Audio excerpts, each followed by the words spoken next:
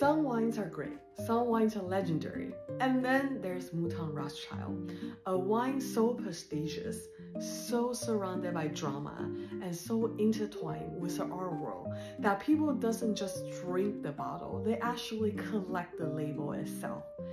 Yes, we're talking about the only Bordeaux chateau that fought its way from being a second growth to first growth. It is the ultimate underdog stories in the wine world. Let's dive into the history, the art, and what's so special about Mouton Rothschild. Imagine crafting some of the most extraordinary wines in Bordeaux, yet being classified as a second growth.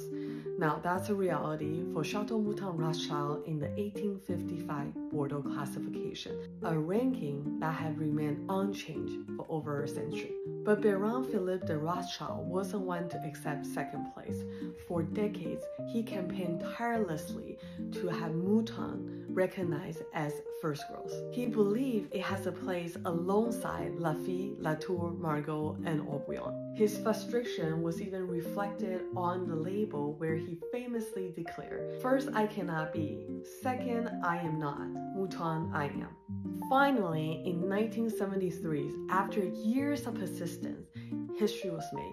Chateau Mouton Rothschild was promoted to first growth status and becoming the only chateau to ever break the rigid 1855 ranking. And to commemorate the moment, the label was changed to proudly state, "First I am, second I was, but Mouton never changed." A historic moment and a Bordeaux story like no others. Mouton Rothschild's connection to art started in 1924, where Baron Philippe de Rothschild commissioned an artist to design a special label for that vintage. But it wasn't until 1945, after World War II, that the chateau made this a permanent tradition, hiring a different artist every year to design a unique label.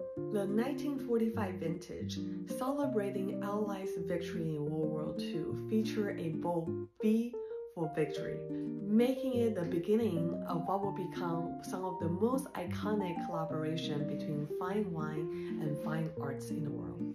Some of the biggest names in arts would have left their mark on a Mouton bottle, including but not limited to Andy Warhol, Francis Bacon, and Jacques Koons.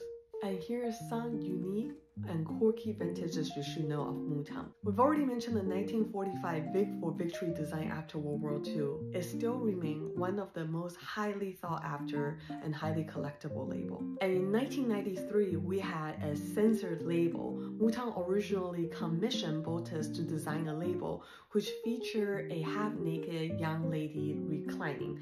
Now this label was deemed inappropriate from the US and we banned the label, which led to Mouton making two versions of that vintage.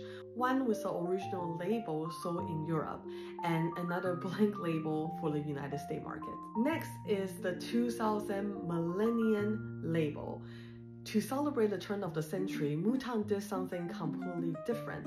Instead of designing the label on paper, the design was directly etched into the bottle, featuring an elegant gold ramp. Pair that with an amazing vintage, this bottle is one of the most collected vintage of Mouton. And finally, 1973 is a tribute to Picasso. To celebrate Mouton Rothschild being promoted to first growth, they commissioned Pablo Picasso to design this vintage label. This is also the first vintage officially released as the first growth, making it a highly collectible vintage.